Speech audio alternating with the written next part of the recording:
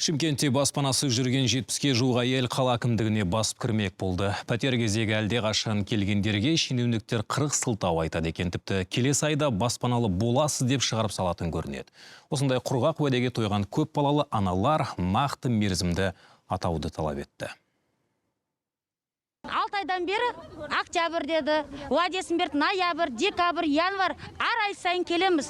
Нақты болды, келесі айда 15-інде аласыз, нақты болды, келесі айда аласыздар деді. Енді барсақ, жоқ, мен үйтіп айтқан жоқпын, енді апрель айында дейді.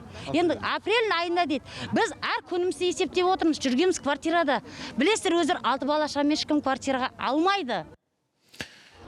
Аналар әкіммен жүздесуді талап еткенімен орнына тек орынбасары шықты. Бұлардай шулаған әйелдерді әкімдік жанындағы көрме орталығына кіргізген шенеуніктер бұл жолда уәдені үйіп төкті. Атқамінерлердің айтуынша баспаналар салынып біткен, тек оның кілтін табыстау үшін пәтерлердегі кем-кетіктерді аяқтау керек екен. Пандемияға байланысты баспана үлестіру кешігіп жатыр деген әкім орынбасары келесі айдан қалмай жүздеген көп балалы отбасы баспаналы болады деп тағы да ант су ішті. 975-76 үй беріледі деп отырмыз биылға.